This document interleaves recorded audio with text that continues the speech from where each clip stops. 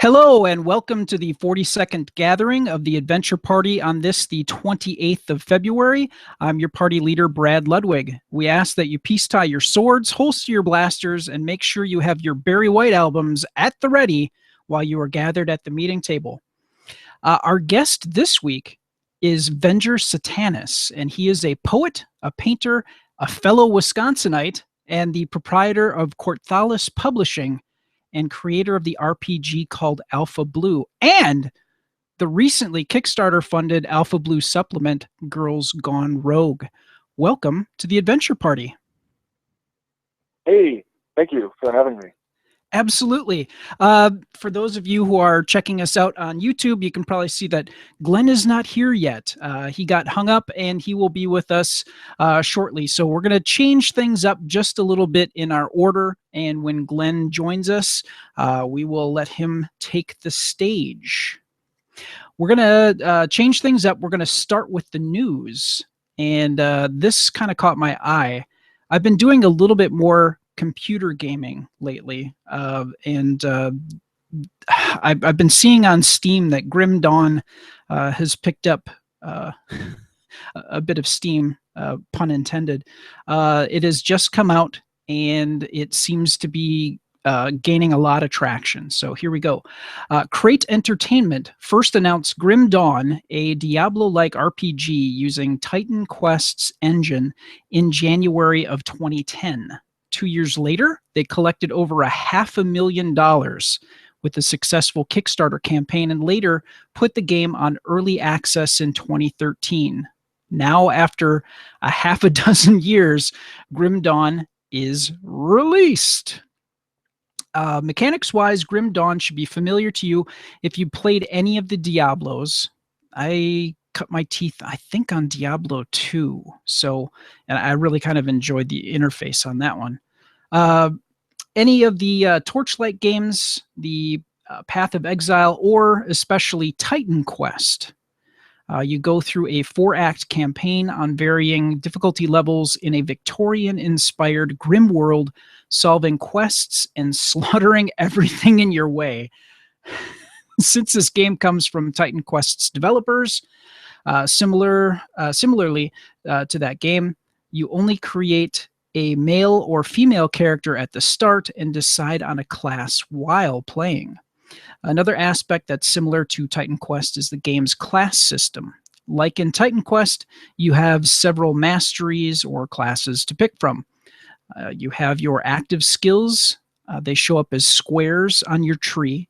Passive skills show up as circles on your tree, and a general stat increasing mastery meter on the bottom. Later on in the game, you can also dual class into something like a fighter mage or mage summoner. On top of all that, the game also comes with a built-in co-op multiplayer and modding tools promised post-launch. It's the full package, the Dream Diablo clone. Now, since it's just you and me, Venger, for now, are you a computer game RPG guy? Not really. Back in the 80s, I had a Commodore 64. Oh, sure. Many soon-to-be future gamers or people that were gaming back then. I was really into the Bard's Tale, and I had started out with an Atari, and I also did a Nintendo, things like that. When I got into college, couple things. I stopped collecting toys. I stopped collecting comic books, and the video gaming kind of fell by the wayside.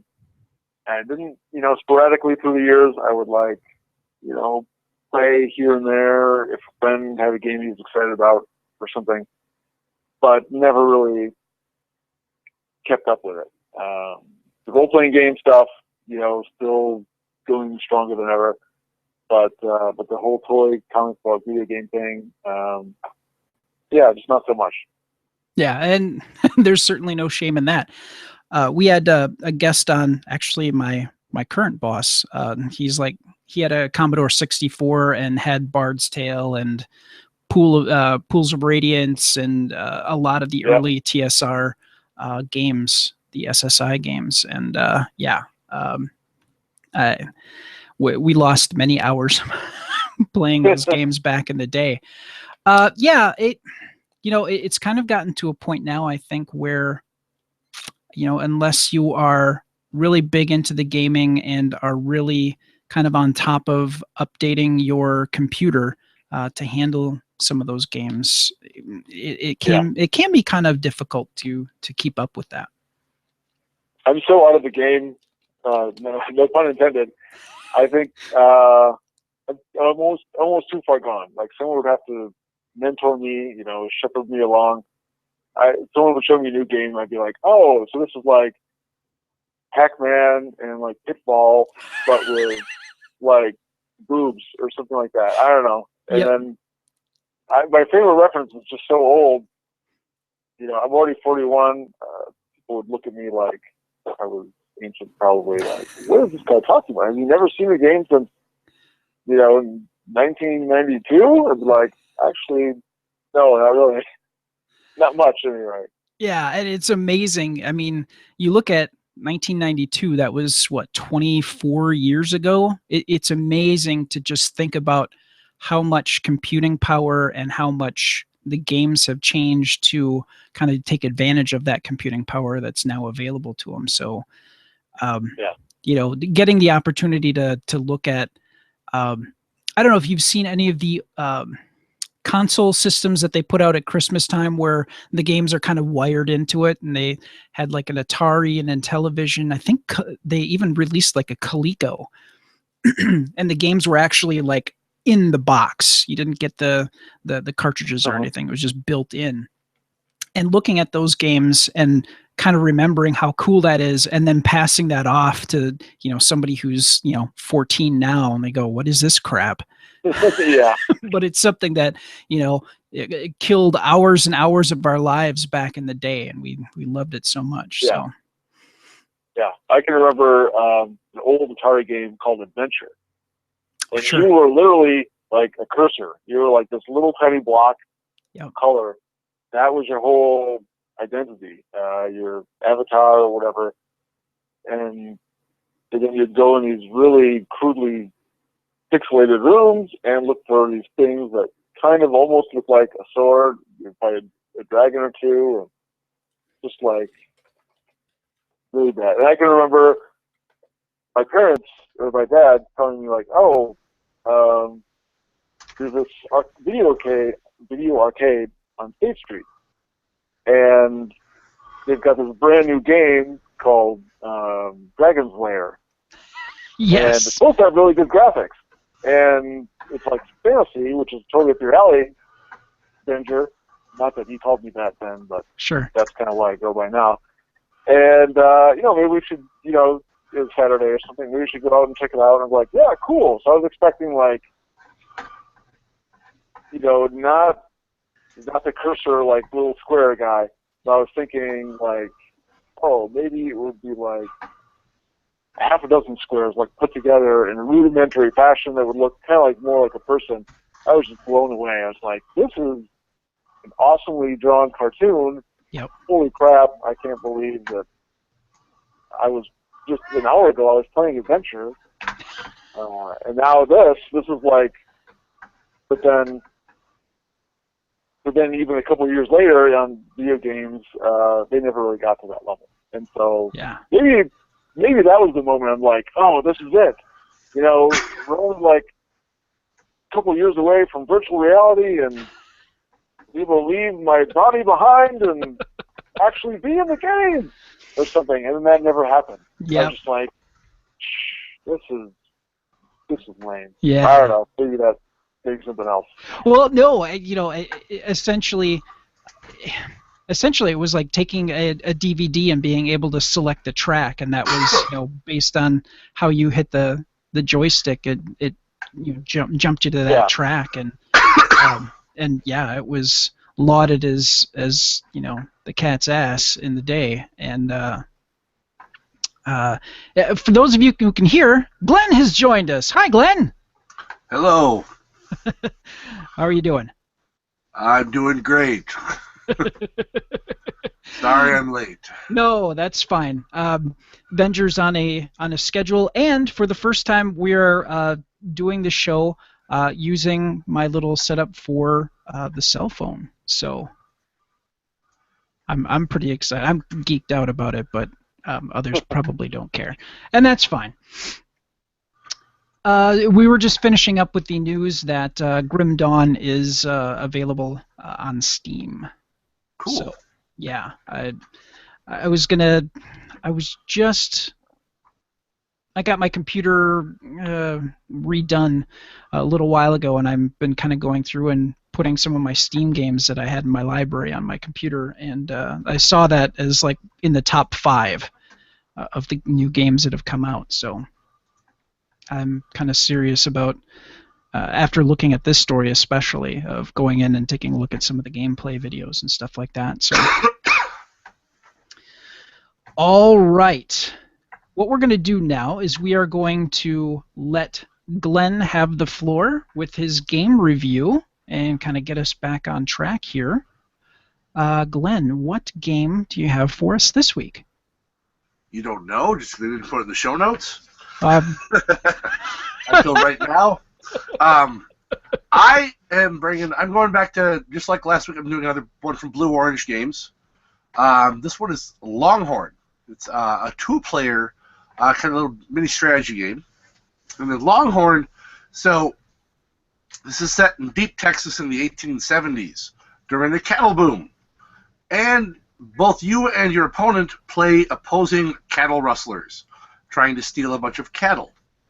The game uses some pretty interesting mechanics. You have a board made up of 9 tiles, and on those tiles will be cows of several colors. You have black, white, brown, and orange cattle on those tiles in mixed quantities.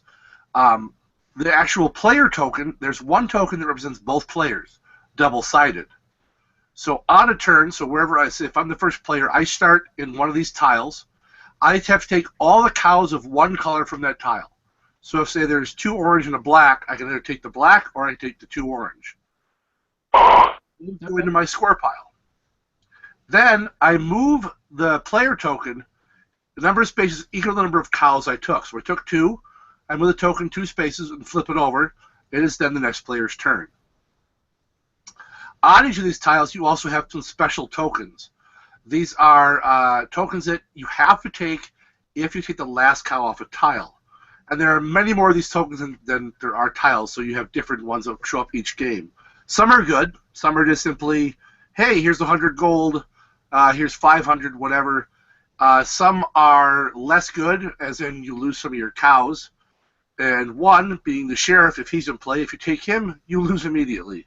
Oh, jeez. But like I said, he's not in every game because there's like 20 of these tokens. You only use 9 per game. The game ends in a couple of different ways.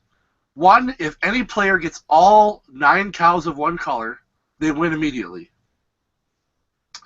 If someone obviously takes the sheriff token, they lose immediately. Or if you cannot legally move the player token to a tile with cows on it, the game ends, and then you actually have a scoring round. Okay. And the way scoring works is you get bonuses for any tiles you took. Like if you have $100, gold nugget thing, you get those points. But then you score your cows, and this is where the scoring gets interesting. Every cow is worth $100 for each cow of that color still out on the game board.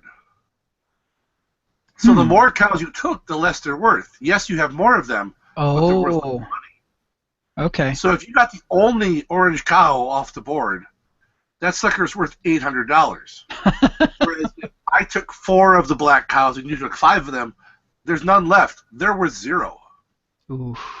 So the scoring can get really interesting towards the end there, and it's this way of manipulating the movement because sometimes you won't always take the best cattle for you because it lets you move your opponent somewhere that's less beneficial for them. So that's the kind of nifty thing, is the way you can manipulate where your opponent's going to end up going. And there's just a lot of variety because you have so many different special tokens to use. The 9 tiles themselves don't really change, but the special tokens will change. So Sure. some games you might have a lot of really bad ones out there that cause your cattle to stampede or you lose stuff, and it's just a really cool little two-player game, and it plays in 15 minutes if you're going really slow. Oh, nice. So a good pickup game or a good warm Yeah, up. yeah, and it's the guy who made it, Bruno Cathala, who I've talked about on here before. Sure. Has just done a ton of good games. I've talked about Abyss before. Yep. He did that. He did Seven Wonders Duel. He did Cyclades, which is an amazing game about Greek mythology. He did Dice Town. Oh my gosh, he's done so many games. Jamaica, Five Tribes. He's worked on Mission Red Planet, which I also reviewed on here. Yep. So the guy's done a lot of really good games. And it's just a fun little two-player that it's hard finding a really good two-player unless it's specifically made for two-player. Sure. There's plenty of games that say, "Oh, this plays 2 to 5," and it kind of sucks for 2. Yeah. Just because you lose something in the gameplay, in a lot of games where you're competitive, and it's up to 5 players. A 5-player game, you're competing against 4 other people. A 2-player, it's just me and you. So Yep. there's a lot lost, and games that are specifically made for 2, I find they're the ones that play best at 2, and this one plays really, really well at 2 players. Okay. And what is the suggested retail for this? On Longhorn, the suggested retail is, I had it up, and then for some reason I closed the page. That's the mindset I'm in after driving back from Manitowoc. So. Oh God, yeah, that's right. Oh, you were That at was- Fire and Ice, weren't you? Other convention, because that's what I do. 25 is the Okay. retail price. Well, hell, that's incredibly reasonable. Yeah. And Blue Orange Games they make a lot of really good games, and they're nice quality components too. The player token is a nice big wood piece, like silver dollar sized wood piece. Yeah, for those of you who are actually watching us on YouTube, I was flipping, and well, those of you who are actually listening to the audio version of this, check out the YouTube version of it because I was flipping through some of the images on Board Game Geek for Longhorn, and yeah, the quality components, great looking artwork on these cards, and it looks like it's a lot of fun.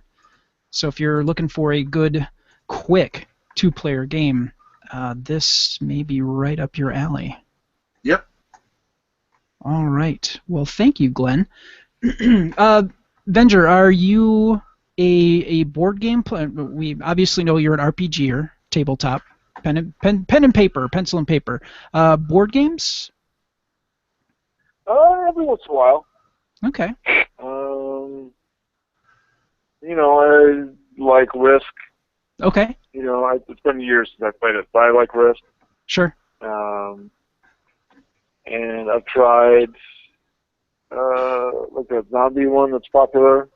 I got Oh, yeah. where it's like tiles and you like build a town and Dead of Winter, or are you talking I about got that like zombies? 10 years ago and Oh, yeah. I always played like Yep. a couple times. Okay. Little things like that. Not huge into board games, Sure. but every once in a while I'll play them. The Call of Cthulhu, Oh, yep. like collectible card game. And not really into card games either, but although I do like poker and like Texas Hold'em and stuff like that. Sure. But like 10 years ago, when the collectible card game came up for that, I was really into that, just because I'm really into Lovecraft and Cthulhu mythos, just anyway. Sure. But it was fun, like playing with my friends and stuff like that, and yeah. So Nice. All right. Next up here, we're going to talk about Patreon. We would love to have your support if you feel we are worthy of it. If you enjoy what you hear, if you can consider supporting the show and helping pay for web and audio hosting, we'd really appreciate it. There are multiple levels. There's a $1 a month level, which is cool. $3 gets you a monthly newsletter where we post some extra stories that are related to all the different podcasts that we have available, and we'll talk about some of the other shows that we have in our stable of Galactic Netcast shows. If you are able to help support us at the $5 a month level, you get an extra episode of each of the shows that Galactic Netcasts has to offer. So, and that is exclusive to the patrons. So, if you feel flush, if you think that what you're hearing is well worth it, feel free to go to patreon.com/Galactic Netcasts and show your support. All right, we just did the news about about Grim Dawn. Now we're going to let Ryan Murphy have a shot here and talk about some more digital gaming, and he is a regular contributor to the Galactic Netcast's family of shows, and he covers a lot more in depth the digital beat of the digital games that are out there. So without further ado, take it away, Ryan. All right, thanks, Ryan. Our Kickstarter spotlight is up now, and Glenn, did you get your copy of Sun, Moon, and Stars? I did. Yes. And I saw Eric this weekend. He was up at Fire and Ice. Oh, cool. Very cool. I wish I would have done the work and found the episode where we talked about Sun, Moon, and Stars as our Kickstarter spotlight. But it's always gratifying to support a Kickstarter, and I know Venger's in that boat, and we're going to talk about some of his Kickstarter work that he's done for Alpha Blue, and more recently his successfully funded Girls Gone Rogue supplement for Alpha Blue. And it's always gratifying to hold that backed item in your hand, or download that PDF, depending on what they have available for that particular Kickstarter. So. I held that pack of cards in my hand, and I'm like, yeah, here it is. Now I get to try it. So I'm pretty psyched about that. Continuing on, though, last week we talked about Saloon Tycoon, and I believe that was one that you brought to the table. Can you remind us a little bit about what that was about? Yep, Saloon Tycoon is a tile-laying game where you are trying to build the best saloon in an Old West town. You can build it outward by adding tiles to your board, or upwards by basically putting little blocks and building your saloon up by adding different rooms. Better rooms will attract better clients. However, they'll also attract some of the less savory types you would expect from the Old West as well. They were looking to get $20,000, and they've way past that. They're already at $39,000 with still 16 days to go. So they've unlocked some of their stretch goals already. They funded it. They added a mini expansion called the Underground, which is going to add cellar and vault tiles that you can play as well. They've upgraded the tiles to be thicker. They replaced the cardboard tokens for gold with actual acrylic little gold token nuggets. I know they're going to hit the $40,000 one. They're like $500 away. That's going to add mini outskirts expansions, which includes like the outhouse and garden tiles. Yes. And they've got more after that, which they could very possibly hit still. I mean, like I said, there's 16 days to go, and you can get it on the game for $40, which they're expecting the MSRP to be $55, so that's a really good deal. I mean, that's almost as cheap as I would get it paying with my employee discount at my store. So, sure. That's really cool. And if you want to splurge, you go 70, you get the whole game, plus instead of little acrylic nuggets of gold, you get actual fool's gold nuggets. So it looks like a really cool, fun game. So. Yep, and if you get on board, the estimated delivery is August. So this thing is like all ready to go. It just needs to hit the printer and hit the companies that would be handling the acrylic gold pieces. It's in the bag. It just needs to hit the printers and then get out the door to you. Excellent, and yeah, like you said, 16 days to go on this. They're gonna raise a bit more money here, and make a truly spectacular game. Though they probably won't raise as much as the Kickstarter you brought. Yes. The one that I brought to the table here is Cult Divinity Lost, and this is a game that okay, it came out in 1991 originally, and to me 1991 is when I discovered that there were more games than just D&D in the world. White Wolf had come to the fore, and I discovered that, and I was truly enthralled by that. But Cult Divinity Lost, the premise of this, the world around us is a lie. Mankind is trapped in an illusion. We do not see the great citadels of Metropolis towering over the highest skyscrapers. We do not hear the screams from the cellar where hidden stairs take us to Inferno. We do not smell the blood and burnt flesh of those sacrificed to long-forgotten gods. But some of us see glimpses from beyond the veil. We have this strange feeling that something is not right. The ramblings of a madman in the subway seems to carry a hidden message, and our reclusive neighbor doesn't appear to be completely human. By slowly discovering the truth about our prison, our captors, and our hidden pasts, we can finally awaken from our induced sleep and take control of our destiny. So, looking at this, and I read this little snippet, and I realized that I'm getting old. Originally released a quarter of a century ago in 1991.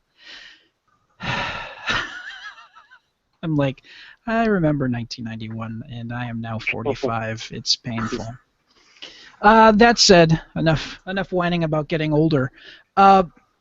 This, and I had not heard of this game at the time. It's from a company in Stockholm, Sweden, that had originally put this out, and again, it kind of, we talked previously about Onyx Path, and Onyx Path has worked to update and create the 20th anniversary editions or 2.0 editions of the original White Wolf material, which granted updates of technology and gave you stats for newer weapons. Obviously, cell phones didn't, or smartphones, let me correct that. Smartphones did not exist in 1991. So they've been able to pump new life into the material and give definitive stats for items and bring it into current day. And like when we talked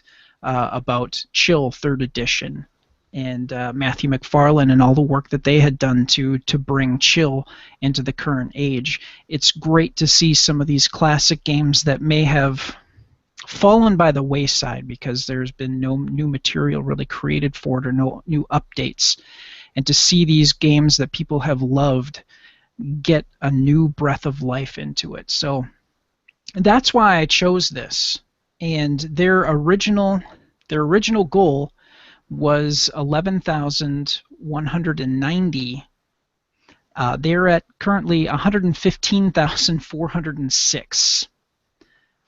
So this is definitely going to happen, and it looks like there's a lot of people who remembered this game system or are intrigued by horror role-playing, which Call of Cthulhu. There's so many different game systems out there that do horror and do it well. So this is going to be another in the lines of that. So looking at this, the monetary system is I believe the kroner for Switzerland. So they do a conversion to U.S. dollars or whatever your particular, where you live, whatever setting you have set for Kickstarter.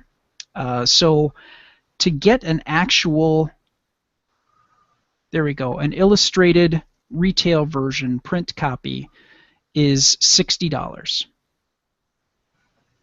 That gets pretty normal for an RPG book these days. Yeah, pretty much. And it looks like you also get a PDF version as well, which is also fairly standard. And this is due to be delivered December of this year. So, Cool.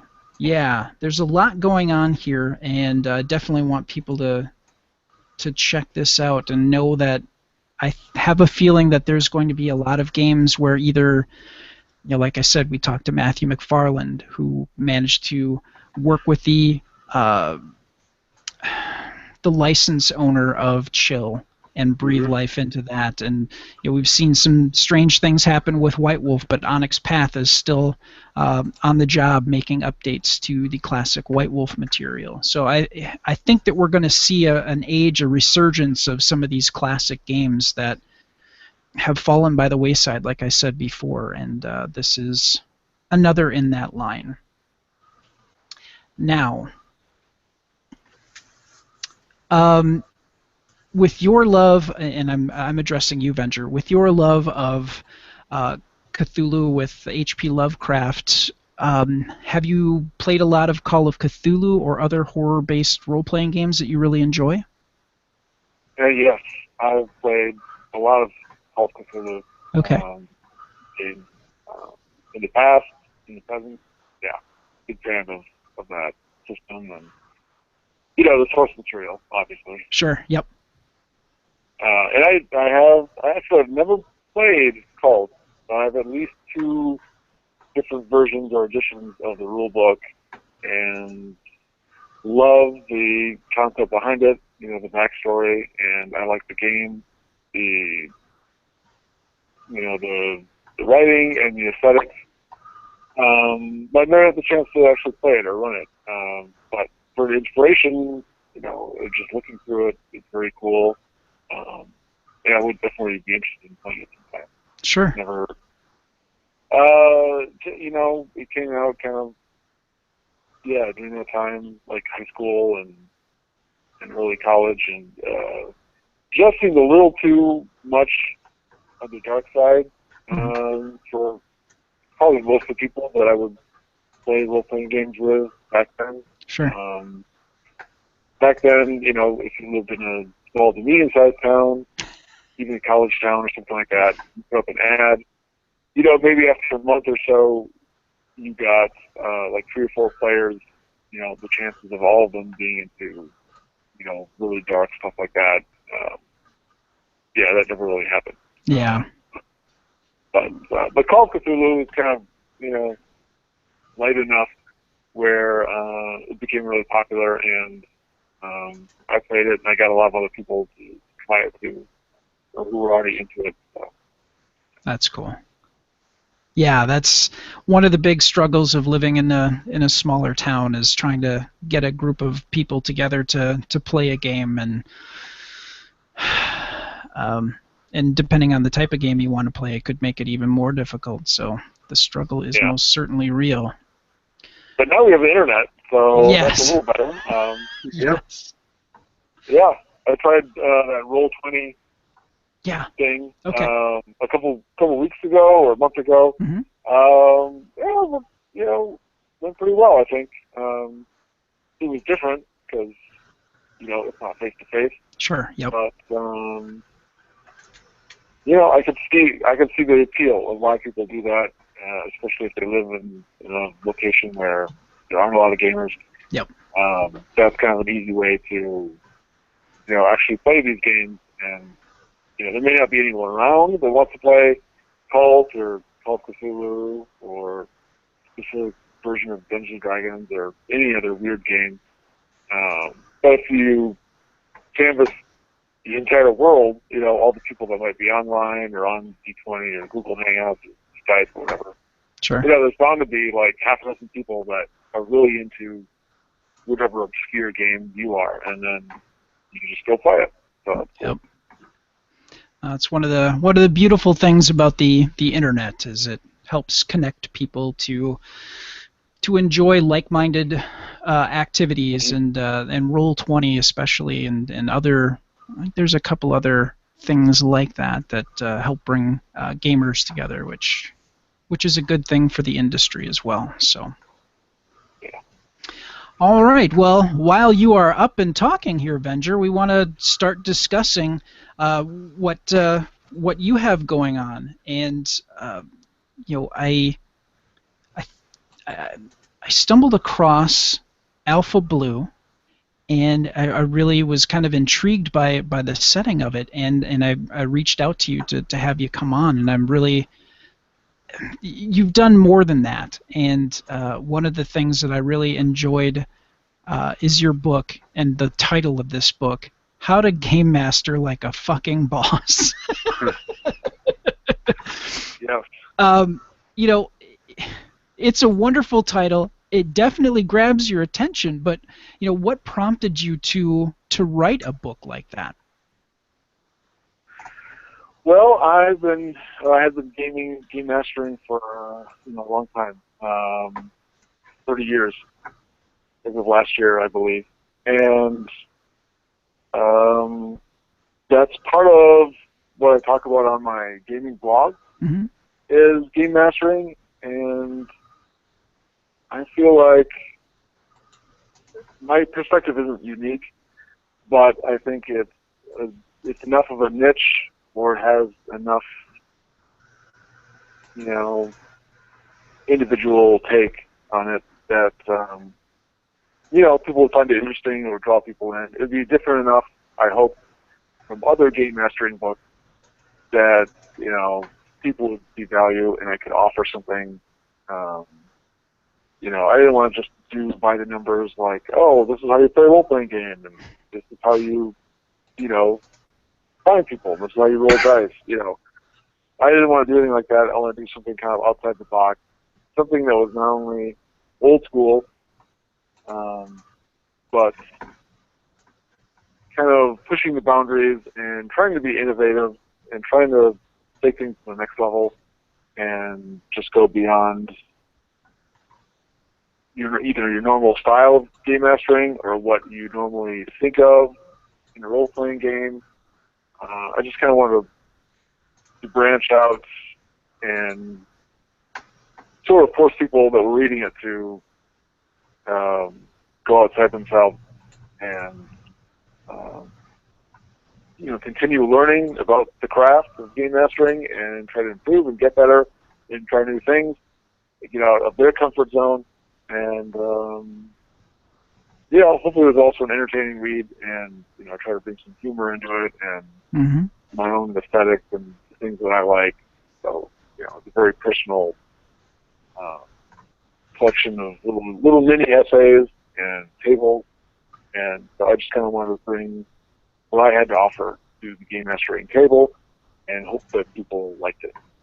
Yeah, and it's a great resource, and it's not tied to any particular game like just D&D or just the products that you've created with Kort'thalis Publishing. It's open, which I think is exceptional. That's very cool. Oh, thanks.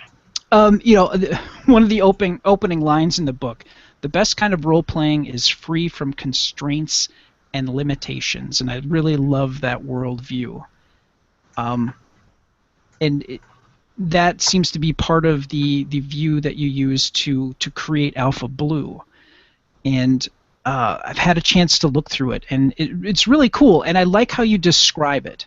Alpha Blue is a humorous and sexual science fiction RPG taking place in the 23rd century, but from a 70s perspective, although the 60s and 80s also qualify, depending on your nostalgia-fueled preferences.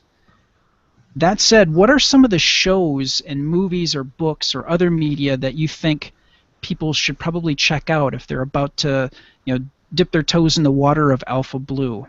And what are some of the things that you think will get people into the mindset or the feel of what you intended for Alpha Blue? That's a great question. And someone mentioned a few weeks ago, like, oh, you know what, you should put in like an appendix at the end, like, oh, these are all the things that either inspired you or kind of what you were going for. And I was like, that's actually a great idea. I wish I could go back in time and do that. But okay. So when I was very, very young, I grew up watching Doctor Who. Oh yeah. On public television. Yep. And every it changed sometimes. Sometimes it was on like like Sundays late afternoon, sometimes it's on Saturdays mid morning, but pretty much every single week there was some Doctor Who on, and this is all old school Doctor Who. Yep, fourth and from the fifth. black and white to Peter Davison and beyond, a little bit beyond. So I would just, there's so many episodes. I would just watch, like, for years, and then, every once in a while, I don't know, like every 3 or 4 years, they would repeat. I would keep watching, and anyway, I was a big fan. I would get the VHS tapes. So that's kind of where I was at with, that's my favorite, old school, vintage, especially Tom Baker. Yep. I think he's a lot of people's favorite Doctor. But Sure. yeah, I include myself in that, that group. And back then I was also watching sometimes other other weird and obscure 70s science fiction, like the Tomorrow People. That's a little more out there and obscure. I was really a big fan of that. A bunch of shows that you can't even find anymore. There's just like these weird British shows that just appeared on Nickelodeon or whatever back in the 80s. But they were from the 70s. And then we got them here, and I just started watching them. Growing up, I never really was introduced to Star Trek, but discovered it later. Blake 7 is another great late 70s, early 80s science fiction British show. And we had HBO, thank God, growing up. And so I watched a lot of things that were not age appropriate. I don't know how old I was, probably like 10. I was watching Beastmaster and Ice Pirates. Yeah, I was thinking Ice Pirates. Yeah. Yeah. Ice Pirates is a pretty big inspiration for Alpha Blue. Okay. I mean, if you've seen Ice Pirates, it's obvious if you've read Alpha Blue. Flash Gordon. Okay. Still love, and I love all that stuff. And, sometimes it's because of nostalgia, or because it's cheesy, or because it's awesomely stupid. But sometimes it's just because it's cool. A lot of times the things that I thought were cool back when I was 10, I still think are cool. Sure. Yeah, Flash Gordon and but Star Trek, like The Wrath of Khan, that's still my favorite, and Star Trek film, and that was in the 80s, and I grew up on that. Obviously, Star Wars, Empire Strikes Back, Return of the Jedi, and oh my God. But recently, I've been trying to dig deeper, and I had no prior knowledge really of a show called Space 1999, except for this guy that blogs about it. I think his blog is Space 1970 or something like that. And I would every once in a while hear about this show that he was really into, and so I got that. And I watched that, over the last 6 months, and there's some other shows too that I'm like, you know what? I've heard about this, and I've never actually seen it. Oh, the Sean Connery, like Wild West movie, Outland, I think. Oh, okay, yeah. Yep. So I'd never seen that, and I'm like, you know what? Now's the time. I'm writing this. I want it to be as 70s sci-fi as it could possibly be. So I also include the early 80s in that kind of weird, dark period of science and science fiction and fantasy and exploitation films and make the movie Heavy Metal. Oh, yeah. I even noticed that on one of your charts, Nyborg was on the list. Yeah. I'm like, Heavy Metal, all right. Yeah, I reference a lot of stuff. Some people call them Easter eggs. Might be more fair to say blatant ripoff of, XYZ franchise. But, I try to take a little piece from here and a little piece from there, put my own spin on it, add my own, je ne sais quoi, and hopefully transform it into something that is fun and memorable and cool, but also harkens back to the 80s or the 70s, or when you were like 10 years old, and you're like, oh yeah, cool, I remember that, and Yeah, when I was looking through this, I was thinking the original Battlestar Galactica. Yeah. Yep. Ice Pirates and Buck Rogers immediately kind of popped into my head. Yep. Yeah, I tried to watch a little bit of like all those, because some of the things like Buck Rogers and Battlestar Galactica, the old series, I hadn't watched in years, and so if I had time, I was like, I had time before all the kids got up, I would try to sit there with my least fussiest kid regarding the television, who would actually let me watch a show. My oldest, she's almost 5, and she has definite ideas about what I should be watching or what I can watch around her and what I cannot. Like, she will just flat out to my face, like, Dad, this stuff is stupid. I do not want to watch it. Kind of comes out sort of mean, but she's like almost 5, and so it's also kind of adorable, so I can't really get mad. And she doesn't want to watch Ice Pirates. I probably shouldn't let her watch Ice Pirates or heavy metal, but that's for my wife to chastise me later. Fair enough. No, that's really cool, and you're looking through the material and even looking through some of the art that I saw and some of the materials I saw for Girls Gone Rogue, which is the supplement for Alpha Blue, which I think I said in pre-show. I'm like, congratulations on getting that funded. You funded 4,000%, it looks like, or 400%. Sorry. Well, I like to be an overachiever when possible. So, regarding artwork, I liken it to, especially in a format like Kickstarter, where you're trying to pre-fund everything and get people excited about it, like before it's out, before it exists. Yep. I liken it to like a movie that shows like a preview of a movie. It shows all the good parts in the preview. And then you go to see the movie and you're like, oh yeah, that's cool. I saw that like a dozen times, over the last month in the preview. So sure. It loses some of its impact. It's still awesome, but it's like, yep, okay, what else you got? So I err on the side of not showing, all the things that I get, all the artwork that would come in. I have to show a piece or two just to let people know, like, hey, I'm curious about this, or this is the kind of style you're getting. But I don't know. I would probably be farther ahead just to like post as much artwork as I'm getting on the Kickstarter site, or on my blog or something like that. But I just want to hold some stuff back. Oh, absolutely, yeah. For the people when they get it and they're like, oh my God. Sure. They get the book or they read the PDF and they're like, kind of blown away. They weren't expecting that. People probably think, oh, if you have something awesome, show it right away. There's a temptation to do that. I am tempted, but I just think it's better to not show the best aspects until it's in people's hands, and then they get the full reaction.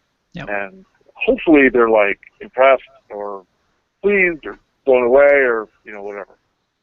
Yeah, and looking through the artwork that you had for, excuse me, through Alpha Blue especially, you get a definite sense of what the atmosphere and what the game is about, and so people are fully understanding. It also deals with some of the seedier ends of this particular universe that you've constructed. And the way things have changed on Earth and this space station called Alpha Blue, there's drugs in there. There's all sorts of vice and things that your characters can be a part of and indulge in if they so desire. Those that rule in that structure is most certainly there to do that. So, and it's a hard R rating, yeah. or even NC-17 some of the time. Sure. Yeah. But that said, I think that, you know, in the right group and done well, that isn't really a detractor at all. In fact, it kind of makes you make some important decisions for the type of character that you have and what they would do, what they wouldn't do, and, you know, how they would handle having access to all these things and the choices that they would make. So yeah, I think that's kind of a cool structure. Yeah, it's a different kind of vibe. You know, it doesn't have to be played like that. It can be played more of a straight-laced, but you know, I don't usually, when talking about the game, go out of my way to say, like, oh, you know, you could play it as a normal science fiction game, and you don't have to include elements like that and stuff like that. Because I went ahead and did it, I feel like I should just go all out and talk up the ways that it's different. Because there's like hundreds of games that are vintage-y sci-fi, but really there's only, well, there's probably 2 games that I can think of that are like this. There's Alpha Blue, and then before that there was Machinations of the Space Princess, which kind of has the same kind of vibe, but it's also really, really different. So, yeah. No, and that's cool. And, you know, the true test of a game system is the ability for that company or that particular person who's putting this together to add more to that universe. You know, we've been talking about, like, D&D 5th edition. They were kind of holding back for a while and allowing, you know, game masters to kind of create their own thing, and now they're starting to churn out some more stuff to expand that universe. And actually what's kind of cool is bring back some of the classic stuff that had kind of been thrown by the wayside. But regardless, seeing that, you know, you've come up with Girls Gone Rogue, and how you structured your Kickstarter I thought was really wonderful. And for those of you who didn't get a chance to see this, one of the things that I thought was really cool is when you hit certain stretch goals, you started to release some of the maps for some of the ships that were available, and those maps were absolutely beautiful. My hat's off to you and your crew, because that it has it gives you a great oversight to, you know, like the structure, the technology that's available in your universe. And I love the fact that these are done up like blueprints, but they also look like, you know, there's like maybe a coffee ring, or they're a little kind of scuffed up. They look like they've actually been used, and I thought that was kind of cool. I wanted to have like a spaghetti western kind of feel, where it had like kind of like the original Star Wars, where it had like this presence, this aesthetic of the 70s. Everything was kind of old and dirty and used up and corroded. Sure. And, you know, a lived-in kind of galaxy or universe. And so that's what I told Glenn Seal of Monkey Blood Design. He's, besides, you know, I do all the writing and all that stuff, but for the last few books, he's done all the layout, and he puts together pretty much all of the maps, either like a dungeon map or like a starship map.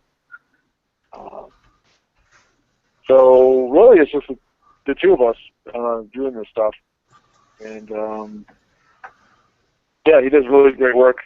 I'm super impressed every time. He comes out with something, you know, I'll give him a couple reference pictures, and I'm like, you know, I want it to look kind of like this, but less like a penis this time. You know, or something like that. Yeah, because one of the ships, they definitely like looks phallic. It looks more like a penis this time. Or some variation on that, and yeah, he comes through. You know, sometimes he'll like come up with something. I'm like, I want to, you know, I want to have, I don't know, more balls, or you know, something like that. Sure.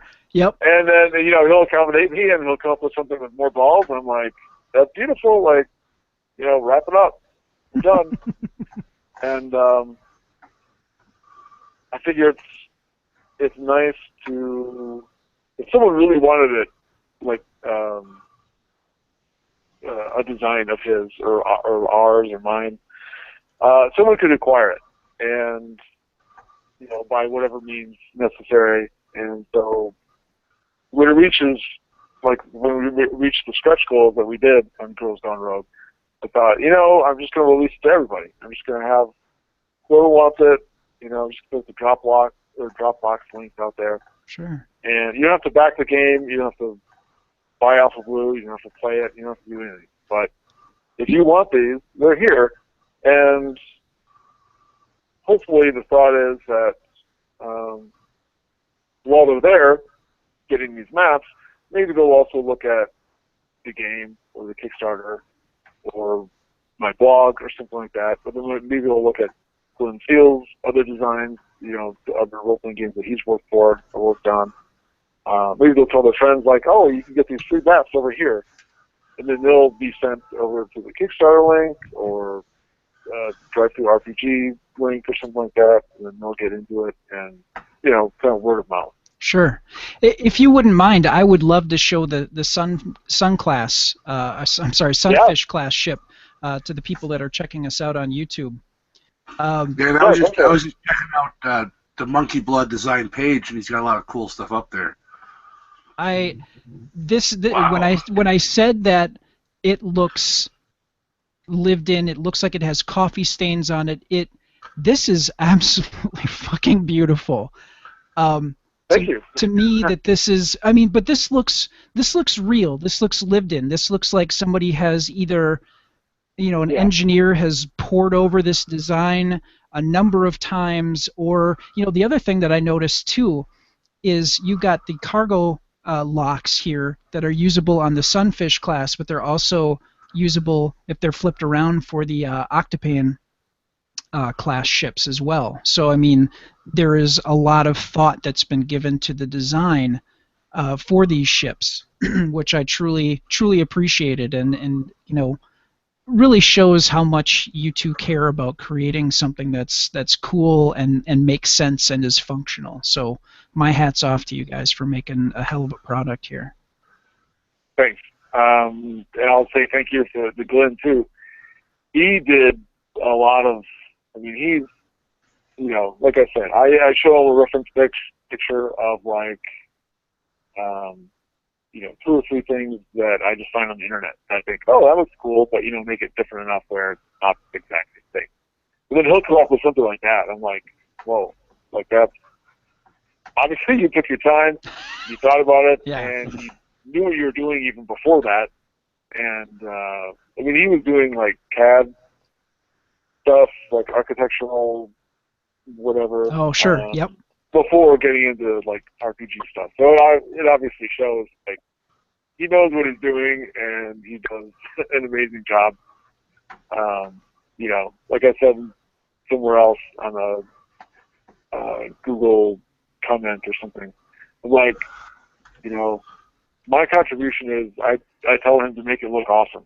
And he does. And then, you know, I can take whatever credit for it that I'm like, okay, for this one, the Tiny Dancer, and he'll go with his own, like, flavor stuff, too. Like, he came up with a Chihuahua class. Yeah. I love that name. You know, I get to be in a position where if I think it's funny or cool or something like that, or sexy, why not? I can either approve it or I can reject it. You know, if I didn't like Chihuahua class, I'd be like, I can put my own thing in there, or do this instead. But if I love it, like I usually do with the stuff, I'm like, yeah, just go to town. For this particular one, the Tiny Dancer, I was like, you know what? I want like a big blood stain, almost like a headshot. Oh, sure. Like someone's brain just kind of like flew across the cantina, wall, and a lot of it hit this blueprint for the plans for the starship. And then he did that, and I was like, awesome, like that's a wrap, we're done. No, it's a thing of beauty. And the other thing too that I really appreciated about this is when you released it, it's at 600 DPI. I'm sorry. So this is like high quality. If you were to take this to a print shop, you could have this printed out in large format and make it a map that you can actually. And I do. Yeah. I do. I've got. I don't even know how big the original Alpha Blue one is, and that's on that Kickstarter too.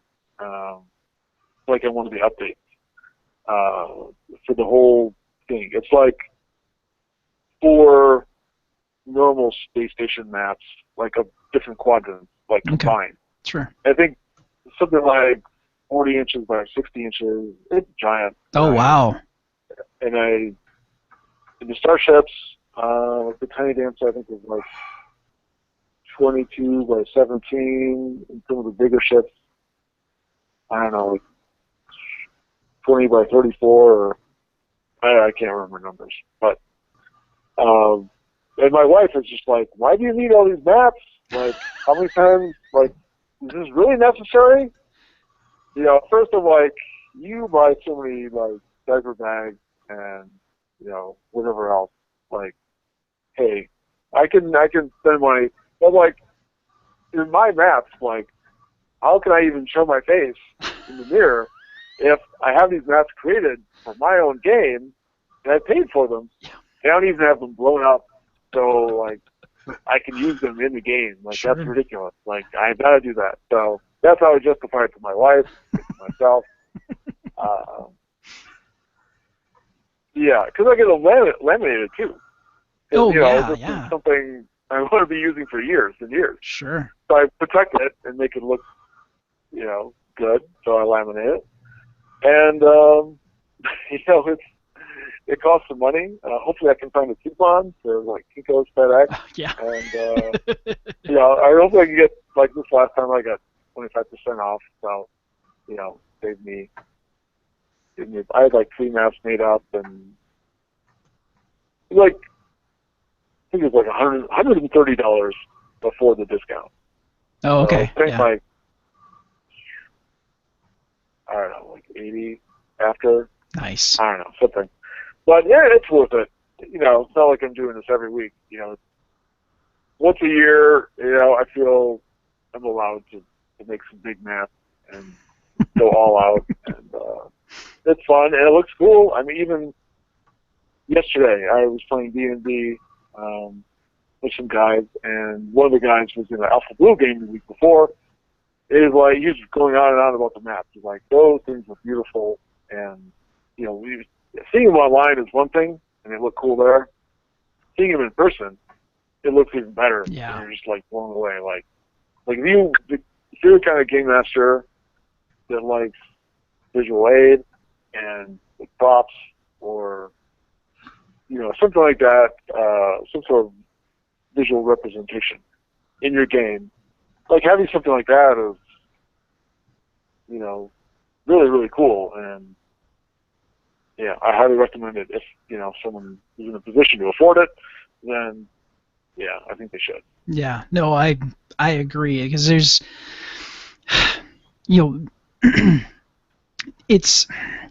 it's hard to sometimes, and depending on the type of game master you are and how well you can describe something so everybody's kind of on the same page visually as to where people are kind of placed in a room or whatever. But to me, maps are the way to go, for sure. So, all right, what's next for the Alpha Blue universe and Kort'thalis Publishing? What are you looking to do next? Well, normally my MO is to hopscotch from like one genre to another to something else. But this is kind of a rarity for me to come up with something like Alpha Blue and then immediately follow it up with something that's directly compatible and Sure.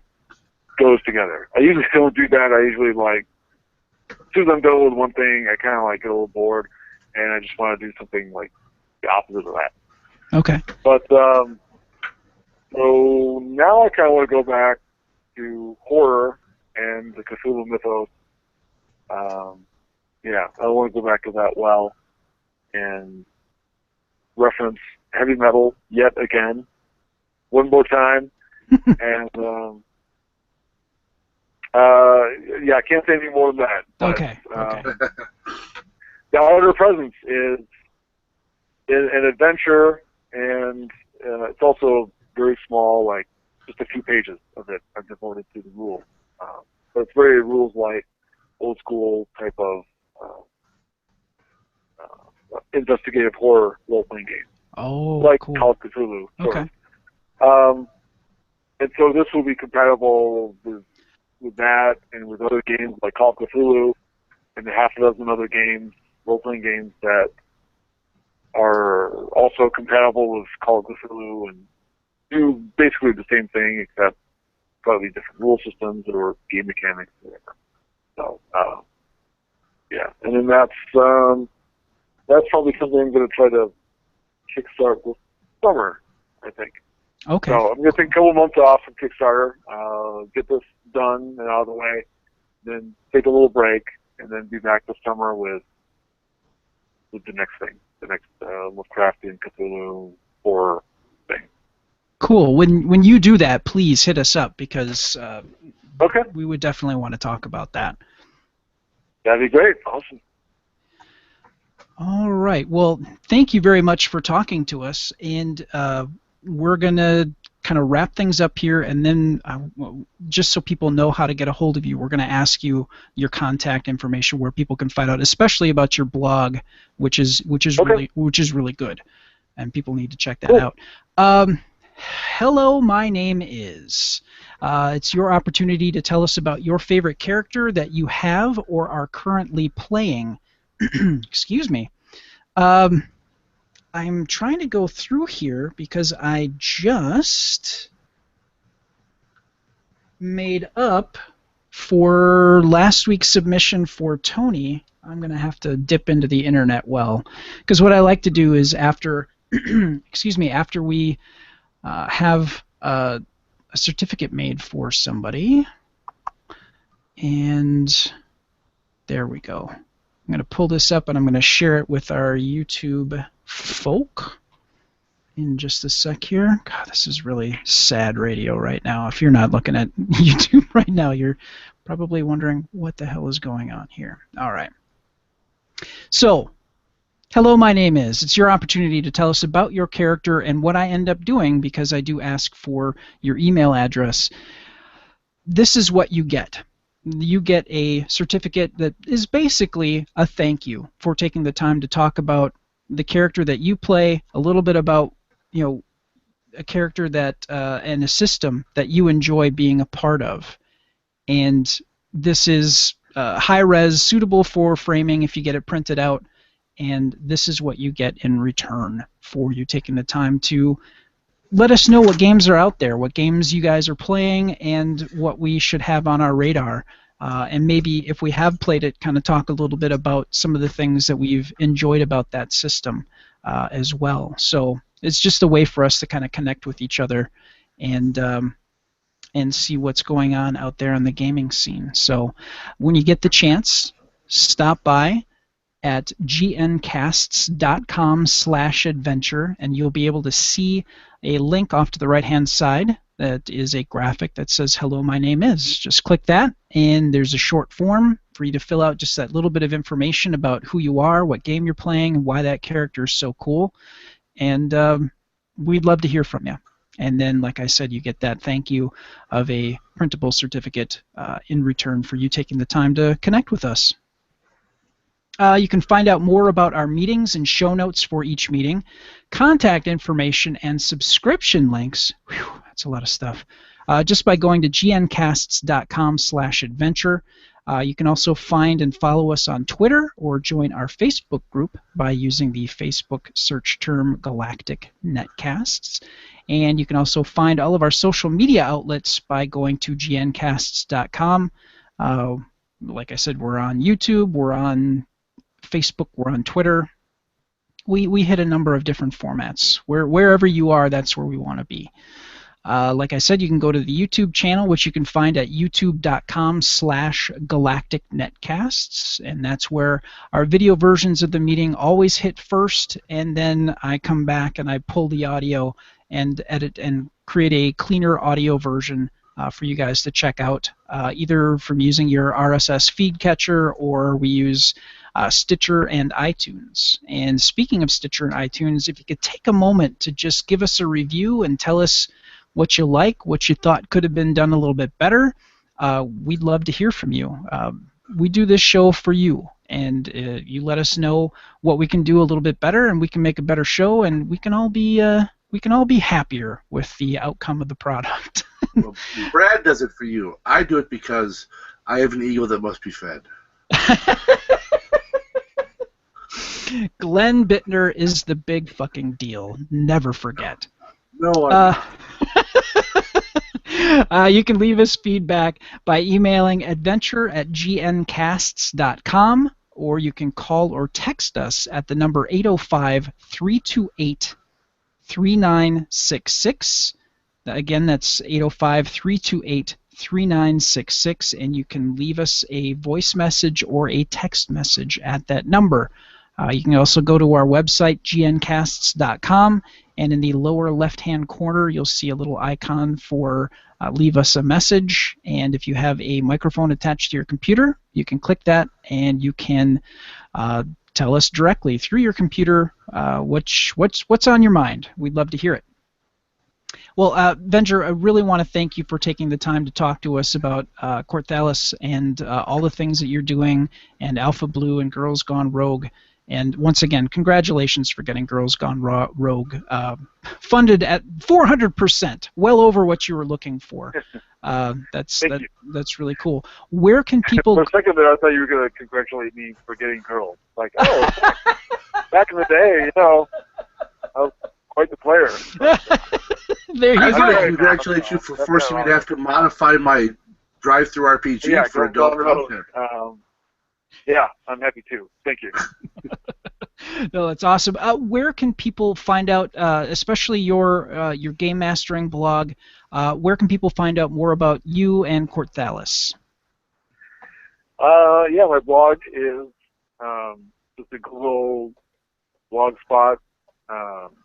You can find it by Googling Venger's old school gaming blog. I think so far years ago is to come up with like a really cool title for my blog, fancy name, like a lot of like gaming blogs do, and I'm constantly jealous of them. I'm like, I should have done something cool like that. Had something cool, catchy name, like Mind Flayer, Tarask, or I don't know, something stupid. You know what? It's or awesome. But yeah, it's just Venger's old school gaming blog. That's it. If you Google that, you'll find me. Yeah, and I'm Venger Satanis on Google Plus or Community or just Google. I don't know. Find me and add me as an acquaintance or follow me or whatever. All right. And yeah, I really want to recommend Alpha Blue. Just the love and attention that you and Glenn have put into this really shows, and I think it's something that people should really, really check out. So thank you for taking the time to join us. Absolutely, yeah. We'll have to do it again sometime soon. Absolutely. And Glenn, I know you had some difficulties getting from Fire and Ice and getting home and joining us on the show, and that's okay. But where can people find out more about you, Glenn? You can find me on Facebook. Just drop me a line directly, or Mr. Under RPG on Facebook. Follow me on YouTube with the B-Movie Bunker, and Guy in a Bunker, or follow me on Twitter at Guy in a Bunker. Yes, you have changed that to Correct. Guy in a Bunker. Guy in a Bunker. So you can check out all of Glenn's horror shorts that he's done. Highly recommend that. So I want to thank everybody for taking the time to join us at the Adventure Party. May your characters never die and your adventures always be epic. Thank you and good night.